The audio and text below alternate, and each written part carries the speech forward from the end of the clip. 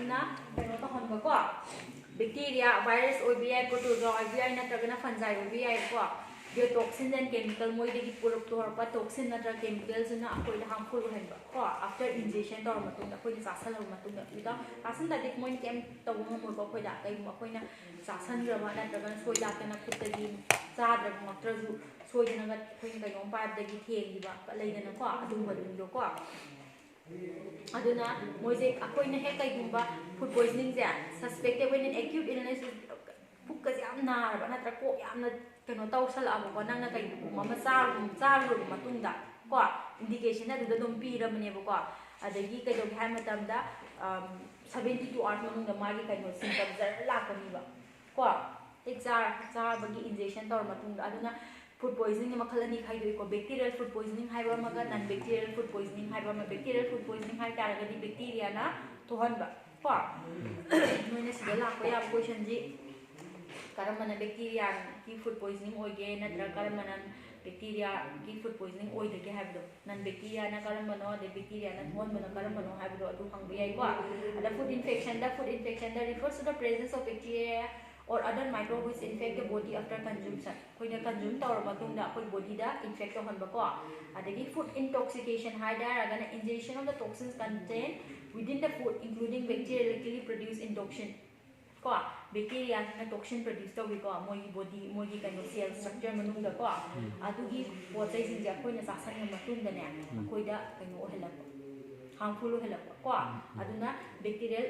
intoxication ꯀꯧꯋꯦꯕꯀꯣ ꯑꯗꯨꯅ classification of food poisoning ꯗ ꯀꯩꯗꯧꯒꯦ ꯍꯥꯏꯕ ꯃꯇꯝꯗ based on the symptom and duration ꯀꯣ ꯀꯩꯒꯨꯝꯕ ꯅꯪꯉꯣꯟꯗ nausea ꯍꯥꯏꯗꯤ ꯀꯣꯛꯀ ꯏꯉꯥꯎꯔ ꯀꯣꯛ ꯏꯔꯨꯝ ꯂꯨꯝꯃꯒ ꯇꯧꯕꯀꯣ ꯑꯗꯩ vomiting ꯇꯧꯔꯛꯄ within 6 hours ꯀꯣ within ꯅꯪꯅ ꯆꯥꯔꯨꯕ ꯃꯇꯨꯡꯗ ꯑꯗꯨ ꯑꯣꯏꯇꯥꯔꯗꯤ ꯀꯔꯝ ꯀꯔꯝꯕ ꯕꯦꯛꯇꯤꯔꯤꯌꯥꯅ ꯊꯣꯛꯍꯟꯕ ꯌꯥꯕꯒꯦ ꯍꯥꯏꯁꯦ Staphylococcus aureus ꯅꯠꯇ꯭ꯔꯒꯅ Bacillus caerulescens ꯍꯥꯏꯁꯦ ꯀꯣ ꯒ꯭ꯌꯥꯟ ꯇꯥꯏꯀꯣ ꯑꯗꯒꯤ abdominal pain ꯄꯨꯛ ꯑꯣꯏꯅ ꯅꯥꯔꯕ ꯄꯨꯛꯇꯪ ꯅꯥꯔꯕꯀꯣ and diarrhea ꯇꯧꯔꯕ ꯀꯣ within 8 to 16 hours ꯀꯣ ꯁꯤ ꯇꯧ ꯇꯥꯔꯒꯗꯤ Clostridium perfringens ꯅꯠꯇ꯭ꯔꯒ Bacillus cereus ꯍꯥꯏꯕ ꯕꯦꯛꯇꯤꯔꯤꯌꯥꯁꯤꯅ ꯊꯣꯛꯍꯜꯂꯤꯅꯦꯕ types of food poisoning ꯁꯦ ꯀꯣ ꯑꯗꯒꯤꯗꯤ ꯂꯥꯏꯍꯧ ꯇꯧꯔꯕ abdominal cramps ꯌꯥꯎꯔꯕ diarrhea ꯌꯥꯎꯔꯕ within 60 to 48 hours ꯑꯣꯏꯇꯥꯔꯒꯗꯤ salmonella ꯑꯣꯏꯕ ꯌꯥꯏ Shigella ꯑꯣꯏꯕ ꯌꯥꯏ Vibrio ꯑꯣꯏꯕ ꯌꯥꯏꯀꯣ ꯑꯗꯒꯤ Enterobacter ꯑꯣꯏꯕ ꯌꯥꯏ ꯅꯠꯇ꯭ꯔꯒ Campylobacter ꯑꯣꯏꯕ ꯌꯥꯏꯕ ꯒ꯭ꯌꯥꯟ ꯇꯥꯏꯀꯣ ꯁꯤꯒꯤ ꯑꯦꯛꯖꯥꯝꯄꯜ ꯃꯌꯥꯝꯁꯤꯡꯁꯤꯗꯤ ꯅꯣꯏꯅ ꯀꯣꯏꯁꯟ ꯍꯪꯉꯛꯄ ꯌꯥꯏꯕ ꯕꯦꯛꯇꯤꯔꯤꯌꯥ ꯃꯈꯜ 2 ꯄꯤꯌꯨ 3 ꯄꯤꯌꯨ ꯀꯣ ꯅꯠꯇ꯭ꯔꯒꯅ ꯕꯦꯛꯇꯤꯔꯤꯌా ꯃꯈꯜ ꯈꯔ ꯄꯤꯔꯝꯃꯒ ꯁꯤꯁꯤꯅ ꯐꯨꯗ ꯄꯣꯏꯖꯅꯤꯡ ꯕꯦꯛꯇꯤꯔꯤꯌꯥ ꯑꯣꯏꯕ꯭ꯔꯥ ꯑꯣꯏꯗꯕ꯭ꯔꯥ ꯆꯨꯁ ꯇꯧ ꯀꯥꯏꯅ ꯒ꯭ꯌꯥꯟ ꯇꯥꯏꯀꯣ ꯑꯗꯒꯤ ꯐꯤꯚꯔꯒ abdominal crampꯀ within 16 to 48 hours ꯑꯣꯏꯇꯥꯔꯒꯗꯤ Yersinia enterocolitis ꯍꯥꯏꯁꯦꯀꯣ ꯁꯤꯒꯤ ꯕꯦꯛꯇꯤꯔꯤꯌꯥꯁꯤꯅ ꯊꯣꯛꯍꯜꯂꯦꯕ ꯁꯤꯒꯤ ꯀꯩꯅꯣꯁꯦꯀꯣ ꯑꯗꯨꯃꯥꯏꯅ ꯇꯧꯗꯅ ꯄꯦꯊꯣꯖꯦꯟꯒꯤ ꯃꯇꯥꯡꯗꯀꯣ food intoxication ꯉꯁꯥꯏ food intoxication ꯍꯥꯏꯕ ꯑꯃꯅꯦ food poisoning ꯑꯃꯅꯦ ꯍꯥꯏꯕ ꯂꯩꯇ꯭ꯔꯥ ꯑꯗꯨꯅ food intoxication ꯁꯦ ꯀꯔꯝ ꯀꯔꯝꯕ ꯕꯦꯛꯇꯤꯔꯤꯌꯥꯅ ꯊꯣꯛꯍꯟꯒꯦ ꯍꯥꯏ ꯇꯥꯔꯒꯗꯤ Staphylococcus aureus Bacillus cereus Clostridium botulinum ꯀꯣ ꯑꯗꯩ Clostridium perfringens ꯍꯥꯏꯁꯦ ꯁꯤꯒꯤ ꯑꯦꯛꯖꯥꯝꯄꯜꯒꯤ ꯒ꯭ꯔꯨꯞ ꯑꯣꯐ ꯕꯦꯛꯇꯤꯔꯤꯌꯥꯁꯤꯅ ꯑꯩꯈꯣꯏꯗ food poisoning ꯀꯩꯅꯣ ꯊꯣꯛꯍꯜꯂꯦꯕꯀꯣ ꯑꯗꯩ food intoxication that followed by intracellular invasion of the intestinal epithelial ꯁꯦ ꯑꯩꯈꯣꯏꯒꯤ ꯆꯥꯈ꯭ꯔ ꯃꯇꯨꯡꯗꯅꯤ ꯕꯦꯛꯇꯤꯔꯤꯌꯥꯁꯤꯅ ꯑꯃꯨꯛ ꯀꯃꯥꯏꯅ ꯇꯧꯒꯦ ꯍꯥꯏꯕ ꯃꯇꯝꯗ ꯑꯩꯈꯣꯏꯒꯤ ꯁꯦꯜꯁꯤ ꯃꯅꯨꯡ ꯆꯪꯉꯒ ꯃꯣꯏꯅ ꯑꯃꯨꯛꯅꯦ ꯃꯣꯏꯅ ꯑꯩꯈꯣꯏꯗ harmful ꯑꯣꯏꯍꯟꯕ ꯒ꯭ꯌꯥꯟ ꯇꯥꯏꯀꯣ ꯑꯗꯨ ꯑꯣꯏꯇꯥꯔꯒꯗꯤ Shigella ꯅꯠꯇ꯭ꯔꯒ Salmonella ꯑꯣꯏꯒꯅꯤꯕ ꯒ꯭ꯌꯥꯟ ꯇꯥꯏꯀꯣ Salmonella ꯐꯨꯗ ꯄꯣꯏꯖꯅꯤꯡꯁꯦ ꯀꯔꯝꯕꯗ ꯌꯥꯝ ꯊꯣꯛꯀꯦ ꯍꯥꯏꯕ ꯃꯇꯝꯗ ꯑꯩꯈꯣꯏꯒꯤ ꯃꯤꯠꯀꯤ ꯑꯥꯏꯇꯦꯝꯁꯤꯡꯁꯦ ꯀꯣ ꯄ꯭ꯔꯣꯄꯔꯂꯤ ꯀꯨꯛ ꯇꯧꯗꯕ ꯅꯠꯇ꯭ꯔꯒꯅ ꯄ꯭ꯔꯣꯄꯔꯂꯤ ꯁ꯭ꯇꯣꯔ ꯇꯧꯗꯕ ꯅꯠꯇ꯭ꯔꯒꯅ ꯃꯥꯁꯦ ꯀꯩꯅꯣ ꯇꯧꯍꯟꯗꯕ ꯍꯥꯏꯇꯥꯔꯦ ꯑꯩꯈꯣꯏꯒꯤ ꯀꯩꯅꯣ ꯉꯁꯤꯒꯤ ꯁꯥꯁꯦ ꯍꯌꯦꯡ ꯍꯪꯆꯤꯠ ꯑꯃꯨꯛ ꯌꯣꯟꯁꯤꯟꯕ ꯒ꯭ꯌꯥꯟ ꯇꯥꯏꯀꯣ ꯑꯗꯨꯒꯨꯝꯕ ꯃꯇꯝꯗ ꯊꯣꯛꯑꯦꯕ ꯅꯠꯇ꯭ꯔꯒ ꯑꯗꯨꯒꯤ ꯄꯣꯠꯇꯣ ꯅꯪꯅ ꯑꯃꯨꯛ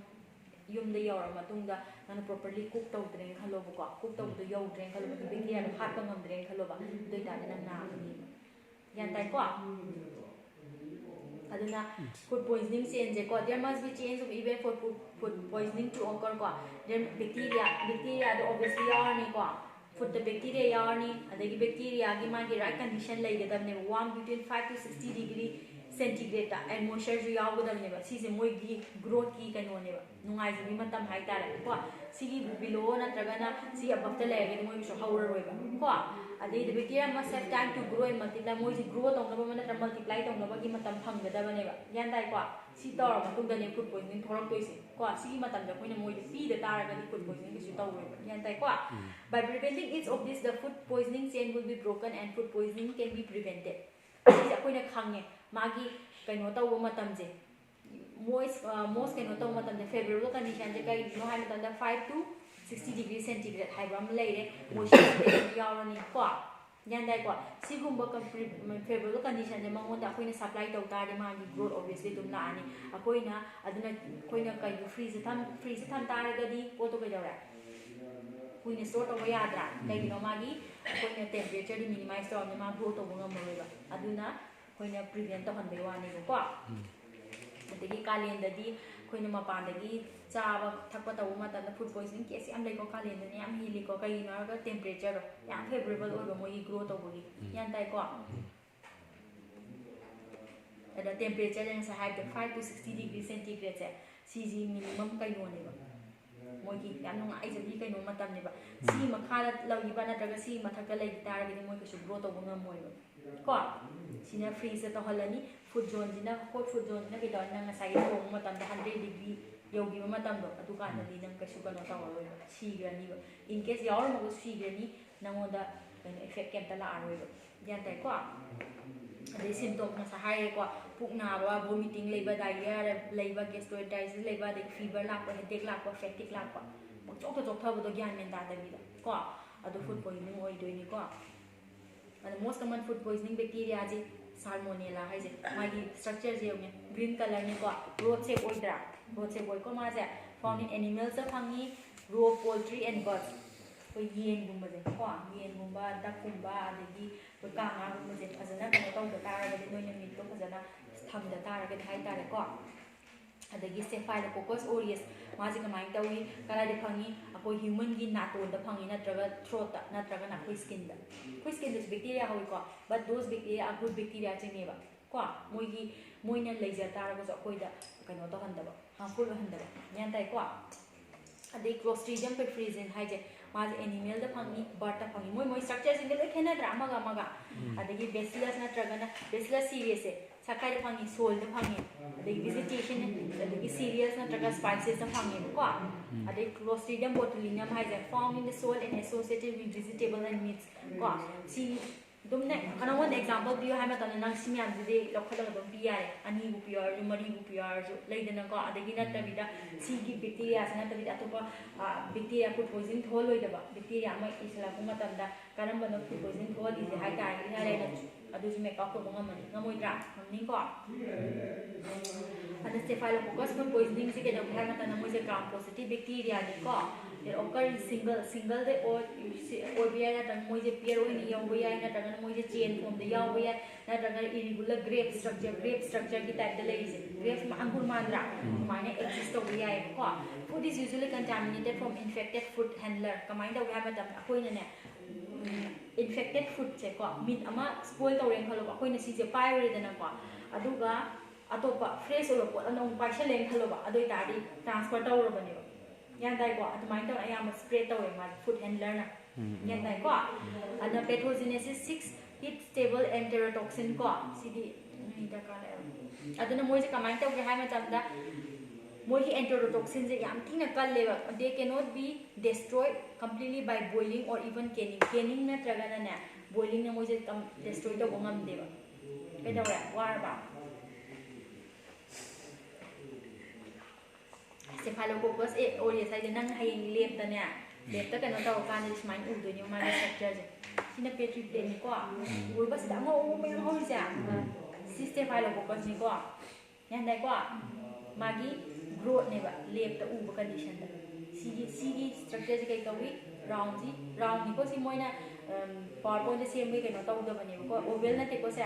ꯔꯥꯎꯟꯅꯦꯕꯀꯣ ꯑꯩꯈꯣꯏ ꯁꯤꯗꯁꯨ ꯂꯩꯕꯅꯤ ꯎꯔꯝꯃꯅꯤ ꯅꯣꯏ ꯄꯦꯇ꯭ꯔꯤ ꯄ꯭ꯂꯦꯠ ꯁ꯭ꯋꯥꯏꯗꯒ ꯂꯩꯔꯝꯃꯅꯤ ꯑꯗꯨꯒꯤ ꯄꯦꯇ꯭ꯔꯤ ꯄ꯭ꯂꯦꯠ ꯀꯧꯋꯦꯕꯀꯣ ꯑꯃꯨꯛ ꯄꯨꯊꯣꯔꯛꯎꯅꯦ ꯁ꯭ꯋꯥꯏꯗ ꯂꯩꯕ꯭ꯔꯣ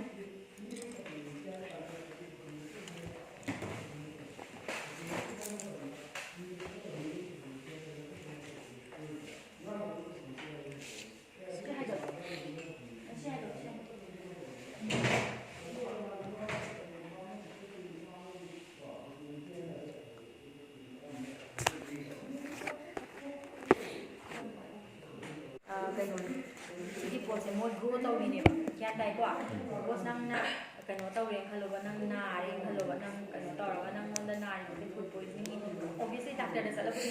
ꯃꯣꯏꯗꯤ ꯈꯪꯅ ꯂꯩꯔꯝꯒꯅꯤ ꯈꯠ ꯂꯥꯎꯅ ꯑꯗꯨꯝ ꯍꯥꯏꯔꯛꯑꯅꯤꯀꯣ ꯅꯪꯗꯤ ꯐꯨꯗ ꯄꯣꯏꯖꯅꯤꯡꯅꯤ ꯀꯩꯅꯤ ꯀꯔꯥꯅꯤ ꯑꯗꯣ ꯅꯪꯗꯤ ꯐꯨꯗ ꯄꯣꯏꯖꯅꯤꯡ ꯑꯣꯏꯕ꯭ꯔꯥ ꯑꯣꯏꯗꯕ꯭ꯔꯥ ꯇꯦꯁꯇꯤꯡ ꯇꯧꯒꯦ ꯍꯥꯏꯇꯥꯔꯒꯗꯤ ꯅꯪꯒꯤ ꯐꯨꯗ ꯁꯦꯝꯄꯜ ꯑꯃ ꯂꯧꯔꯅꯤ ꯃꯣꯏꯅ ꯀꯣ ꯐꯨꯗ ꯁꯦꯝꯄꯜ ꯅꯪꯅ ꯉꯁꯥꯏꯒꯤ ꯆꯥꯔꯨꯕꯗꯣ ꯁꯤ ꯆꯥꯔꯨꯕꯗꯩ ꯅꯥꯔꯤꯅꯦ ꯍꯥꯏꯕꯗꯣ ꯆꯤꯡꯅꯕ ꯂꯩꯗꯣꯏꯅꯤꯀꯣ ꯑꯗꯨꯒꯤ ꯄꯣꯠꯇꯨꯗꯒꯤ ꯀꯣ ꯑꯗꯨꯒꯤ ꯀꯩꯅꯣꯁꯦ ꯐꯨꯗ ꯁꯦꯝꯄꯜꯁꯦ ꯂꯧꯔꯅꯤ ꯃꯣꯏꯅ ꯂꯦꯞꯇ ꯇꯦꯁꯇꯤꯡ ꯇꯧꯔꯅꯤ ꯀꯃꯥꯏꯅ ꯇꯧꯅꯤ ꯁꯤꯒꯤ ꯄꯦꯇ꯭ꯔꯤ ꯄꯦꯠ ꯍꯥꯏꯔꯤꯁꯦ ꯁꯤꯗꯅ ꯑꯉꯥꯡꯕ ꯌꯥꯎꯔꯤꯁꯦ ꯁꯤ ꯀꯩꯅꯣ ꯅꯠꯇꯦ ꯃꯤꯗꯤꯌꯥ ꯀꯧꯋꯦꯕ ꯀꯜꯆꯔ ꯃꯤꯗꯤꯌꯥ ꯀꯧꯋꯦꯕ ꯀꯜꯆꯔ ꯃꯤꯗꯤꯌꯥ ꯍꯥꯏꯗꯤ ꯑꯩꯈꯣꯏꯁꯨ ꯍꯤꯡꯅꯕꯒꯤꯗꯃꯛꯇ ꯆꯤꯟꯖꯥꯛ ꯗꯔꯀꯥꯔ ꯂꯩꯇ꯭ꯔꯥ ꯀꯣ ꯑꯗꯨꯃꯥꯏꯅ ꯇꯧꯗꯅ ꯅꯪ ꯉꯁꯥꯏ ꯕꯦꯛꯇꯤꯔꯤꯌꯥ ꯒ꯭ꯔꯣ ꯇꯧꯍꯟꯗꯣꯏꯅꯦꯕ ꯌꯥꯎꯕ ꯌꯥꯎꯗꯕ꯭ꯔꯁꯤ ꯌꯦꯡꯗꯣꯏꯅꯦꯕ ꯅꯪꯒꯤ ꯅꯀꯣꯛꯇꯗꯤ ꯌꯥꯎꯔꯦꯅ ꯂꯩꯗꯣꯏꯅꯦꯕ ꯈꯪꯕ꯭ꯔꯥ ꯇꯦꯁꯇꯤꯡ ꯇꯧꯗꯣꯏꯅꯦꯕ ꯒ꯭ꯌꯥꯟ ꯇꯥꯏꯀꯣ ꯑꯗꯨꯅ ꯅꯪꯅ ꯕꯦꯛꯇꯤꯔꯤꯌꯥꯒꯤ ꯃꯆꯤꯟꯖꯥꯛ ꯄꯤꯗꯣꯏꯅꯦꯕ ꯀꯣ ꯁꯤꯁꯦ ꯑꯩꯈꯣꯏꯅ ꯀꯩꯅꯣꯗ ꯁꯥꯔꯅꯤꯕ ꯂꯦꯞꯇ ꯁꯥꯔꯅꯤꯀꯣ ꯀꯃꯥꯏꯅ ꯇꯧꯅꯤ ꯃꯣꯏꯁꯦ ꯄꯥꯎꯗꯔ ꯐꯣꯝꯅ ꯑꯌꯥꯝꯕ ꯂꯥꯛꯏꯀꯣ ꯑꯗꯨ ꯏꯁꯤꯡ ꯍꯩꯖꯤꯜꯂꯒ ꯃꯣꯏꯒꯤ ꯇꯦꯝꯄꯔꯦꯆꯔ ꯑꯗꯩ ꯀꯩꯀꯩꯅꯣ ꯈꯔ ꯂꯩꯔꯤꯕꯀꯣ ꯍꯩꯖꯤꯜꯂꯅꯤ ꯄꯦꯇ꯭ꯔꯤ ꯄꯦꯠꯇ ꯑꯗꯨꯒ ꯃꯥꯁꯦ ꯁꯣꯂꯤꯗꯤꯐꯥꯏ ꯇꯧꯔꯛꯀꯅꯤ ꯏꯪꯊꯔꯀꯥꯟꯗ ꯀꯣ ꯍꯤꯠ ꯇꯧꯗꯣꯏꯅꯦꯕ ꯑꯍꯥꯟꯕꯗꯀꯣ ꯍꯤꯠ ꯇꯧꯔꯅꯤ ꯍꯩꯖꯤꯜꯂꯅꯤꯀꯣ ꯄꯦꯇ꯭ꯔꯤ ꯄꯦꯠꯁꯤꯗ ꯄꯦꯇ꯭ꯔꯤ ꯄꯦꯠ ꯁ꯭ꯋꯥꯏꯗꯗꯤ ꯂꯩꯕꯅꯦ ꯒ꯭ꯌꯥꯟ ꯇꯥꯏꯀꯣ ꯁꯣꯂꯤꯗꯤꯐꯥꯏ ꯇꯧꯔꯅꯤ ꯁꯣꯂꯤꯗꯤꯐꯥꯏ ꯇꯧꯔ ꯃꯇꯨꯡꯗ ꯅꯪꯅ ꯉꯁꯥꯏꯒꯤ ꯐꯨꯗ ꯁꯦꯝꯄꯜꯗꯣ ꯅꯪꯅ ꯍꯪꯉꯤꯕ ꯐꯨꯗ ꯁꯦꯝꯄꯜꯗꯣ ꯒ꯭ꯌꯥꯟ ꯇꯥꯏꯀꯣ ꯀꯩꯅꯣ ꯇꯧꯔꯦꯅ ꯆꯤꯡꯅꯔꯤꯕꯗꯣ ꯅꯪ ꯁꯤ ꯆꯥꯕꯗ ꯁꯨꯝ ꯑꯣꯏꯔꯝꯗꯧ ꯃꯥꯜꯂꯦ ꯍꯥꯏꯕ ꯄꯣꯠꯇꯣ ꯐꯨꯗ ꯁꯦꯝꯄꯜꯗꯣ ꯂꯧꯔꯅꯤꯕ ꯐꯨꯗ ꯁꯦꯝꯄꯜꯁꯦ ꯅꯪꯅ ꯉꯁꯥꯏꯒꯤ ꯄꯣꯠꯁꯦ ꯂꯧꯔꯀꯥꯟꯗꯅꯦ ꯑꯩꯈꯣꯏꯒꯤ ꯒ꯭ꯂꯥꯁ ꯔꯣꯠꯅꯅꯦ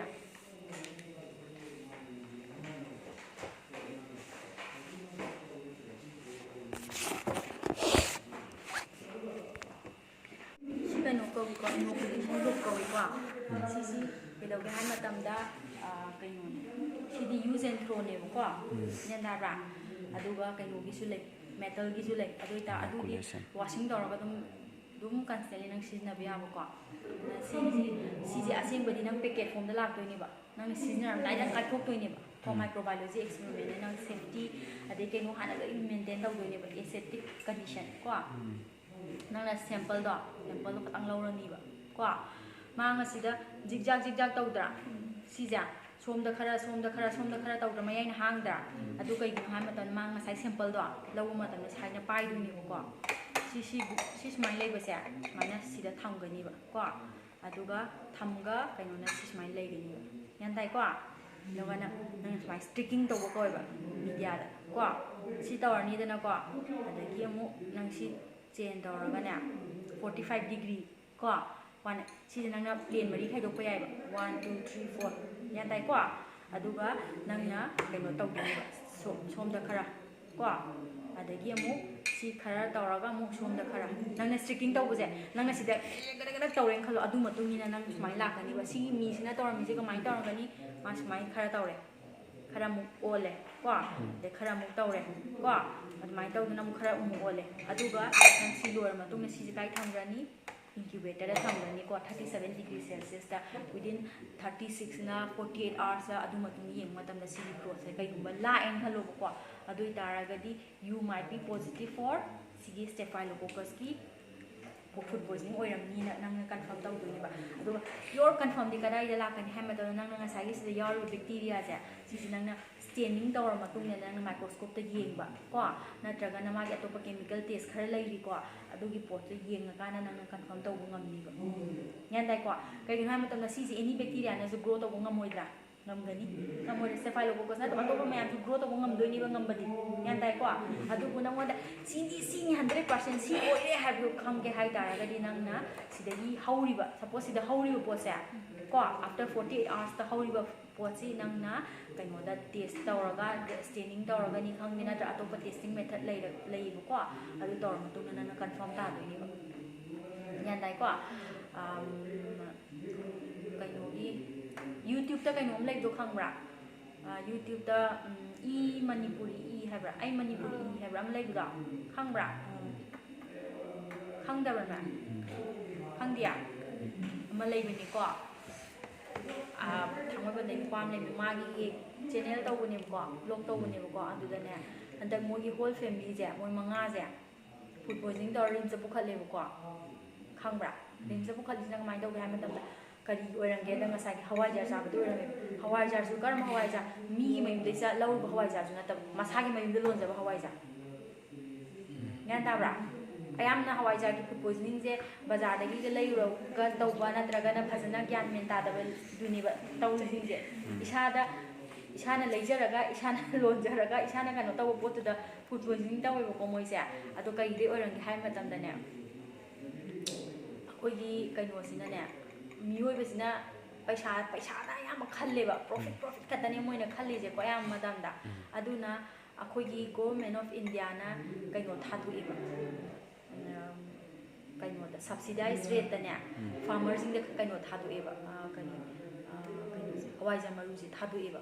ꯃꯣꯏꯅ ꯊꯥꯖꯅꯕꯒꯤꯗꯃꯛꯇ ꯑꯗꯨꯒꯨꯝꯕ ꯍꯋꯥꯏꯖꯥꯔ ꯃꯔꯨꯗꯤ ꯀꯩꯗꯧꯒꯦ ꯍꯥꯏꯕ ꯃꯇꯝꯗ ꯀꯦꯃꯤꯀꯦꯜ ꯃꯤꯛꯁ ꯇꯧꯔꯒ ꯂꯥꯛꯑꯕꯅꯦꯕ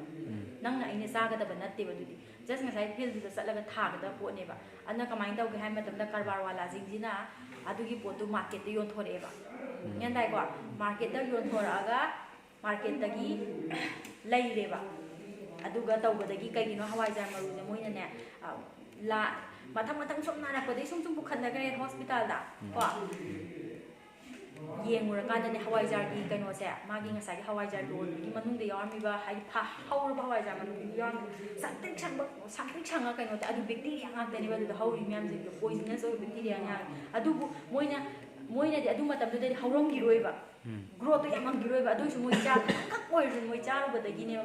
ꯃꯣꯏ ꯅꯥꯔꯤꯁꯤꯡꯗꯣ ꯒ꯭ꯌꯥꯟ ꯇꯥꯏꯀꯣ ꯑꯗꯣ ꯃꯣꯏ ꯂꯦꯞ ꯇꯦꯁꯇꯤꯡ ꯇꯧꯕꯗꯤ ꯅꯪꯍꯧꯈꯤꯗ꯭ꯔꯦꯕ ꯀꯩꯒꯤꯅꯣ ꯃꯣꯏ ꯃꯤ ꯑꯃꯈꯛꯅ ꯍꯨꯟꯗꯣꯛꯑꯝꯃꯦꯕ ꯀꯩ ꯁꯤ ꯆꯥꯔꯨꯕꯗꯩꯅꯦ ꯐꯠ ꯂꯥꯎ ꯑꯗꯨꯝ ꯂꯣꯛꯈꯥꯛꯀꯨꯝꯕ ꯍꯨꯟꯗꯣꯛꯈꯤꯕꯗꯣ ꯈꯪꯕ꯭ꯔꯥ ꯑꯗꯒꯤ ꯍꯟꯗꯛ ꯑꯩꯈꯣꯏ ꯌꯨꯝꯗꯁꯨ ꯑꯃ ꯂꯩꯔꯛꯑꯦꯕꯀꯣ ꯎꯆꯤꯟꯅꯥꯆꯤꯟ ꯑꯩꯈꯣꯏꯗꯤ ꯍꯋꯥꯏꯖꯥꯔ ꯑꯃ ꯂꯧꯗ꯭ꯔꯦꯕꯀꯣ ꯑꯗꯨꯒꯤ ꯄꯣꯠꯇꯣ ꯑꯣꯏꯗꯣꯏꯅꯦꯕ ꯃꯥꯒꯤ ꯚꯤꯗꯤꯑꯣꯁꯦ ꯌꯦꯡꯗ꯭ꯔꯤꯉꯩꯒꯤ ꯃꯃꯥꯡꯅꯦꯕꯀꯣ ꯍꯧꯖꯤꯛꯁꯨ ꯌꯨꯝꯗ ꯂꯩꯍꯧꯔꯤ ꯍꯨꯟꯗꯣꯛꯈ꯭ꯔꯗꯕ ꯄꯣꯠꯅꯦ ꯍꯋꯥꯏꯖꯥꯔ ꯃꯔꯨꯁꯨ ꯁꯨꯛꯄꯤꯛ ꯄꯤꯛꯄ ꯈꯪꯕ꯭ꯔꯥ ꯅꯣꯔꯃꯦꯜ ꯍꯋꯥꯏꯖꯥꯔ ꯃꯔꯨ ꯁ꯭ꯋꯥꯏꯃꯨꯛ ꯆꯥꯎꯗ꯭ꯔꯥ ꯌꯥꯝ ꯆꯥꯎꯕꯗꯣ ꯅꯠꯇꯕꯤꯗ ꯁ꯭ꯋꯥꯏꯃꯨꯛ ꯆꯥꯎꯕ ꯑꯃ ꯇꯧꯗ꯭ꯔꯥ ꯄꯤꯛꯇ꯭ꯔꯨ ꯄꯤꯛꯑꯦꯕꯀꯣ ꯑꯩ ꯑꯉꯥꯡꯁꯦ ꯍꯋꯥꯏꯖꯥꯔ ꯃꯔꯨꯒꯤ ꯀꯩꯅꯣꯗꯣ ꯐꯨꯠꯂꯒ ꯍꯦꯛ ꯊꯛꯄꯗꯣ ꯑꯗꯨꯗꯣ ꯃꯄꯥꯟꯗꯒꯤ ꯇꯧꯕꯗꯩ ꯃꯥꯁꯦ ꯄꯥꯝꯃꯦꯅ ꯂꯩꯔꯛꯄꯅꯦꯕꯀꯣ ꯂꯩꯔꯀꯥꯟꯗ ꯑꯗꯨꯒꯤꯁꯦ 10ꯔꯛ ꯀꯥꯝꯃꯧꯅꯦ ꯊꯣꯠꯇꯕ ꯈꯪꯕ꯭ꯔꯥ ꯒ꯭ꯌꯥꯟ ꯇꯥꯏꯀꯣ ꯑꯗꯒꯤꯗꯤ ꯃꯥꯗꯤ ꯆꯥꯎ ꯌꯥꯈꯤꯗ꯭ꯔꯦꯕꯀꯣ ꯑꯗꯣ ꯑꯩꯈꯣꯏꯒꯤ ꯏꯃꯥꯗꯣ ꯏꯅꯦꯄꯣꯛꯇꯨꯅ ꯃꯥꯅ ꯈꯔ ꯆꯥꯔꯒ ꯑꯗꯨ ꯃꯇꯨꯡꯗꯒꯤ ꯑꯩꯅ 10ꯔꯛ ꯀꯥꯝꯕ ꯃꯨꯟꯗꯕꯁꯤꯕꯨ ꯀꯩꯗꯧꯕꯩ ꯀꯩꯅꯣ ꯇꯧꯗꯣꯏꯅꯣ ꯍꯥꯏꯔꯒ ꯑꯗꯨꯝ ꯊꯝꯈ꯭ꯔꯦ ꯑꯗꯒꯤ ꯅꯨꯡ ꯌꯥꯝ ꯌꯥꯎꯕ ꯐꯠꯇꯕꯁꯦ ꯈꯔ ꯑꯗꯨꯝ ꯌꯥꯎꯅꯩꯀꯣ ꯑꯗꯨꯃꯥꯏꯅ ꯇꯧꯕꯗ ꯑꯗꯨꯏꯁꯨ ꯅꯨꯡꯁꯦ ꯍꯦꯛꯇ ꯀꯥ ꯍꯦꯟꯅ ꯃꯟꯕꯁꯨ ꯇꯜꯂꯕ ꯍꯥꯏꯇꯥꯔꯦ ꯌꯥꯝꯃꯟꯈꯤꯗꯅꯀꯣ ꯑꯗꯨꯒꯅꯦ ꯍꯧꯖꯤꯛꯀꯤ ꯚꯤꯗꯤꯑꯣꯁꯦ ꯌꯦꯡꯉꯀꯥꯟꯗ ꯑꯩꯅ ꯔꯤꯌꯦꯂꯥꯏꯁ ꯇꯧꯔꯛꯑꯦꯕ ꯑꯣ ꯉꯁꯥꯏꯒꯤ ꯃꯔꯨꯁꯤꯁꯨ ꯄꯤꯛꯁꯨ ꯄꯤꯛꯑꯦ ꯌꯥꯝ ꯄꯤꯛꯇ꯭ꯔꯨ ꯄꯤꯛꯑꯦꯕ ꯈꯪꯕ꯭ꯔꯥ ꯆꯨꯝꯅꯒꯤ ꯀꯩꯅꯣꯗꯣ ꯑꯣꯏꯗ꯭ꯔꯦꯕꯀꯣ ꯌꯥꯝꯁꯨ ꯄꯤꯛꯑꯦ ꯑꯗꯒꯤꯗꯤ ꯉꯁꯥꯏꯒꯤ ꯃꯨꯟꯗ꯭ꯔꯤꯗꯣ ꯀꯟꯁꯇꯦꯟ ꯄ꯭ꯔꯦꯁꯔ ꯀꯨꯀꯔꯗ 10ꯔꯛ ꯀꯩꯁꯨ ꯀꯥꯝꯃꯝꯃꯣꯏ ꯍꯋꯥꯏꯖꯥꯔ ꯂꯣꯛꯄꯩ ꯀꯥꯝꯕꯗ ꯀꯌꯥꯔꯛ ꯀꯥꯝꯅꯒꯦ ꯑꯩ ꯈꯪꯗꯦ ꯑꯗꯨꯁꯨ 10ꯗꯤ ꯀꯩꯁꯨ ꯌꯧꯔꯝꯃꯣꯏꯕ ꯕꯔ ꯄꯠ ꯂꯣꯏꯔꯅꯤꯕ 10ꯒꯗꯤ ꯑꯗꯨꯒꯨꯝꯕꯗ ꯃꯣꯏꯅ ꯄ꯭ꯔꯣꯐꯤꯠ ꯌꯦꯡꯕꯒꯤ ꯈꯛꯇꯅꯦꯕ ꯈꯪꯕ꯭ꯔꯥ ꯑꯗꯨꯅ ꯁꯨꯃꯥꯏꯅ ꯇꯧꯔꯒ ꯑꯩꯈꯣꯏꯅ ꯇꯦꯁꯇꯤꯡ ꯇꯧꯕ ꯌꯥꯏꯌꯦꯕ ꯒ꯭ꯌꯥꯟ ꯇꯥꯏꯀꯣ ꯀꯩꯅꯣꯁꯦ ꯕꯦꯛꯇꯤꯔꯤꯌꯥꯒꯤ ꯀꯩꯅꯣꯁꯦ ꯑꯗꯒꯤ ꯕꯣꯇꯨꯂꯤꯖꯝ ꯍꯥꯏꯁꯦ ꯕꯣꯇꯨꯂꯤꯖꯝꯁꯤꯅ ꯀꯔꯤ ꯂꯩꯅꯥꯅꯣ ꯍꯥꯏ ꯇꯥꯔꯒꯗꯤ ꯀ꯭ꯂꯣꯁꯇ꯭ꯔꯤꯗꯤꯌꯝ ꯕꯣꯇꯨꯂꯤꯅꯝ ꯍꯥꯏꯔꯤꯕ ꯕꯦꯛꯇꯤꯔꯤꯌꯥꯁꯤꯅ ꯅꯥꯔꯒ ꯊꯣꯛꯍꯟꯕ ꯐꯨꯗ ꯄꯣꯏꯖꯅꯤꯡꯗꯣ ꯑꯗꯨ ꯕꯣꯇꯨꯂꯤꯖꯝ ꯍꯥꯏꯔꯤꯕ ꯂꯩꯅꯥꯁꯤ ꯃꯃꯤꯡ ꯀꯧꯋꯦꯕ ꯒ꯭ꯌꯥꯟ ꯇꯥꯏꯀꯣ ꯕꯣꯇꯨꯂꯤꯖꯝ ꯍꯥꯏꯁꯦ ꯕꯦꯛꯇꯤꯔꯤꯌꯥ ꯃꯃꯤꯡ ꯅꯠꯇꯦꯀꯣ ꯂꯩꯅꯥ ꯃꯈꯜ ꯑꯃꯅꯦꯕ ꯀꯔꯝꯕ ꯂꯩꯅꯥ ꯀ꯭ꯂꯣꯁꯇ꯭ꯔꯤꯗꯤꯌꯝ ꯕꯣꯇꯨꯂꯤꯅꯝ ꯍꯥꯏꯔꯤꯕ ꯕꯦꯛꯇꯤꯔꯤꯌꯥꯁꯤꯅ ꯊꯣꯛꯍꯟꯕ ꯂꯩꯅꯥꯅꯦꯕ ꯀꯣ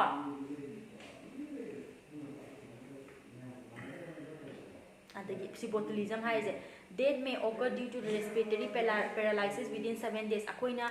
ꯐꯖꯅ ꯀꯩꯅꯣ ꯇꯧꯍꯧꯗ ꯇꯥꯔꯒꯗꯤꯅꯦ ꯄꯦꯔꯥꯂꯥꯏꯁꯤꯁ ꯔꯦꯁꯄꯤꯔꯦꯇꯔꯤ ꯄꯦꯔꯥꯂꯥꯏꯁꯤꯁ ꯍꯥꯏꯗꯤ ꯁꯣꯔ ꯍꯣꯟꯕꯗ ꯁꯔ ꯋꯥꯔꯛꯄꯗꯒꯤ within 7 daysꯇ ꯑꯩꯈꯣꯏ ꯑꯗꯨꯝ ꯇꯠꯄ ꯌꯥꯏꯕ ꯒ꯭ꯌꯥꯟ ꯇꯥꯏꯀꯣ ꯐꯨꯗ ꯄꯣꯏꯖꯅꯤꯡ ꯍꯥꯏꯁꯦ ꯑꯗꯨꯅ ꯆꯥꯝꯃꯒ ꯁꯦꯡꯗꯣꯛꯑꯒ ꯐꯖꯅ ꯆꯥꯎ ꯈꯣꯠꯂꯨꯅ ꯍꯥꯏꯔꯤꯁꯤꯡꯁꯦ ꯃꯥꯒꯤ ꯀꯩꯅꯣ ꯂꯣꯏ ꯂꯩꯀꯣ ꯑꯗꯩꯅ ꯂꯦꯕꯣꯔꯦꯇꯔꯤ ꯗꯥꯏꯒꯅꯣꯁꯤꯁꯇ ꯇꯧꯒꯦ ꯍꯥꯏꯇꯥꯔꯒꯗꯤ spoilage of food ꯀꯣ or swelling of the canes or presence of bubble inside the can indicate Clostridium got ꯀꯣ spoilage of food ꯑꯣꯏꯔꯕ ꯅꯠꯇ꯭ꯔꯒꯅ ꯑꯩꯈꯣꯏꯒꯤ ꯀꯩꯅꯣꯁꯦ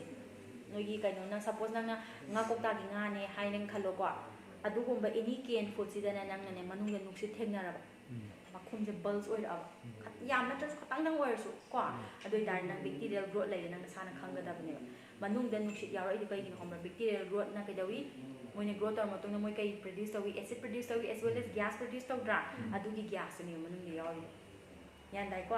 ꯑꯗꯨꯒꯤ ꯒ꯭ꯌꯥꯁꯇꯨ ꯌꯥꯎꯔꯛꯄꯗꯒꯤ ꯅꯪ ꯃꯅꯨꯡꯗ ꯄꯣꯛꯈꯥꯏꯔꯛꯀꯦ ꯇꯧꯏꯅꯦꯕ ꯈꯔ ꯂꯩꯔꯒꯗꯤ ꯃꯥꯒꯤ ꯒ꯭ꯔꯣꯠꯇꯣ ꯌꯥꯝ ꯀꯟꯁꯇꯦꯟꯂꯤ ꯌꯥꯝ ꯌꯥꯎꯔꯛ ꯇꯥꯔꯒꯗꯤ ꯃꯥ ꯃꯇꯣꯝꯗ ꯄꯣꯛꯈꯥꯏꯔꯛꯄꯒꯤ ꯀꯩꯅꯣ ꯀꯦꯄꯥꯁꯤꯇꯤꯁꯨ ꯂꯩꯔꯛꯀꯅꯤꯕ ꯒ꯭ꯌꯥꯟ ꯇꯥꯏꯀꯣ ꯑꯗꯨꯒꯨꯝꯕ ꯀꯦꯟ ꯊꯦꯡꯅ ꯇꯥꯔꯗꯤ ꯅꯣꯏ ꯀꯟꯖ꯭ꯌꯨꯝ ꯇꯧꯒꯅꯣꯕ ꯏꯗꯔ ꯅꯪ directly handuba natragana mapam khangaudragasu dum nang discard tawthoko aduna food is homogenized in the broth and inoculated in Robertson cook meat medium and blood agar sisama kamaina kaino ma culture tawni haibadune ko sije Clostridium botulinum gi culture tawge haitaragadi Robertson cook meat medium haibam lei ko magi kaino ni ko mai chinjak maming ne ko Clostridium gi magi agar maming ne ko and blood agar ko or egg yolk agar ko sije incubate tawraba ko koina 3 to 5 days at 37 degrees centigrade ta adui tar di mai culture ji kai gumbai nangi food ju da yawo tar di ma grow tawrakani go yan dai ko this is na Clostridium perfringens ko sisu kaino foodborne kaino dagi ni maje kamai tawge haban ayam matam na vegetation na draga sewage na draga na sanga gi kaino dagi amang badagi ko sing badagi ayam kaino tawgal lebo ko spread tawgal leba yan dai ko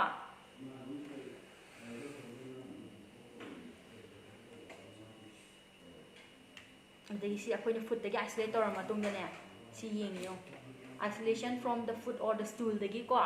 natra double zone of hemolysis on the blood agar double zone uraise hemolysis blood agar ngasai blood agar haijo adu obviously dum blood na chu oirani ko agar do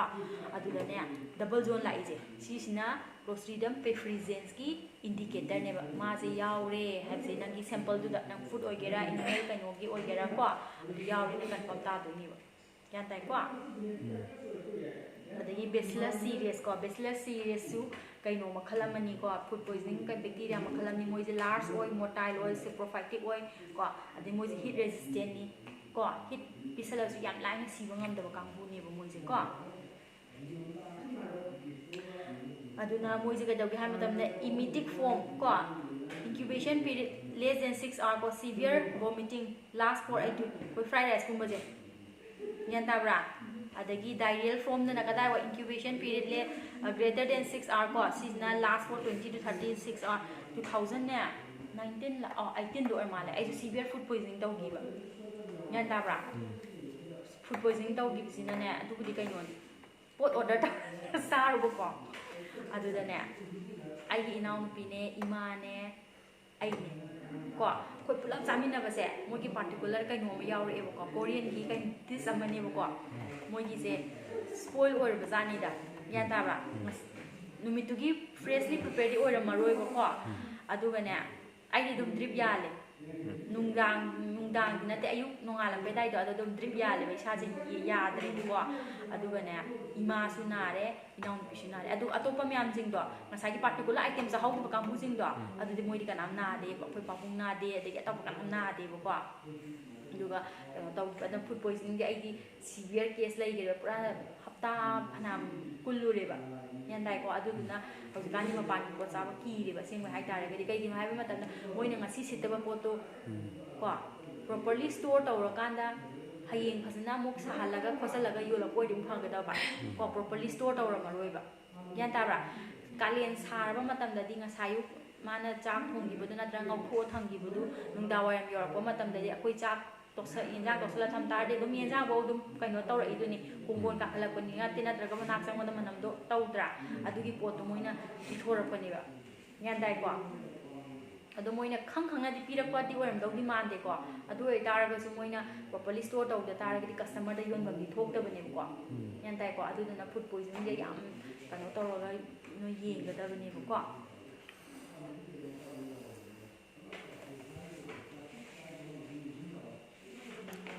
di salmonella gi food poisoning ko si je food poisoning hai taraga salmonella na thok ko si edawi moizu nan typhoidal salmonella sina typhoid yaudbi ko salmonella typhimurium salmonella enteritis haije ko si jing je yam matam da species ani je ko species ani je yam matam na food poisoning thon ba species ne ko most important chicken na traga poultry de yam moi je laiba ko moi ja the chicken duck turkey goose may be infected with salmonella which when find its way into the feces egg or fresh flesh of dressed fowl ko milk and milk product including ice cream boxes infect of the kaino dum lai hai ba yan dai ko spread of thoki ba koina di uroi doin aina suppose kaino ma yawar me ai ji pai di kai uroi mi na u bodi anta na ta bani ngala sa ko dang pai ren khalo na dram kaino pai aina mu thamamani ade amma da mu chat le transfer de sum taw khan doi ni ba yan dai ko ꯑꯗꯒꯤ ꯌꯥꯝꯅ ꯀꯩꯅꯣ ꯊꯣꯛꯍꯜꯂꯦꯕꯀꯣ ꯁꯤꯁꯤꯡꯁꯦ multiplication of bacteria in the lamina propria produces inflammatory mediators recruit neutrophils and trigger inflammation ꯊꯣꯛꯍꯟꯕ ꯃꯅꯨꯡꯗ ꯀꯣ intestine ꯌꯥꯝ ꯊꯨꯅ ꯍꯥꯏꯇꯥꯔꯦ ꯃꯣꯏꯁꯦ laboratory diagnosis ꯇꯧꯕ ꯃꯇꯝꯗꯗꯤ homogenized food is culture in selenite F broth ꯍꯥꯏꯁꯦꯀꯣ ꯁꯤꯗ culture ꯇꯧꯗꯣꯏꯕ selenite F brothꯅꯦꯕ salmonella-ꯒꯤꯅ ꯀꯣ broth incubated for 37 degrees centigrade overnight ko and the growth is identified by biochemical test na identify tawdoine ko and slide agglutination test na confirm tawhandoine ba nangi kano sida salmonella yawi yawge je aduna bacteria kuding maki magi broth adagi magi agar loi khenadra machinja loi khenagani ko testing loi khenagani ko adagi atopa foodborne bacteria ja campylobacter ko adagi listeria bacteria adagi vibrio species ETC simyam jinju other group of bacteria ne food poisoning thoan ba but they are not so common ne ba ngasagi salmonella clostridium ko simyam jinju main on ne ba moi jing ba yam matam da no thoali je aduna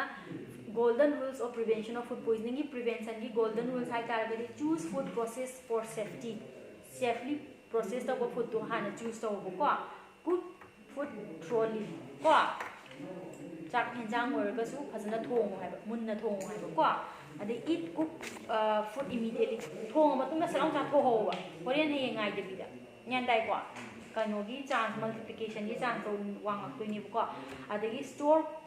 cook food carefully nang hojik charo du boy tari properly store to bi thamo ko kashu to ro ba nyan dai ko adagi reheat cook food properly adai nang sai store to ro thammere ko adu nang charam da mu khatang heating to biyo adu tari in case nang yawro me hai tar adu nang hit to mo da mo si ge yan dai ko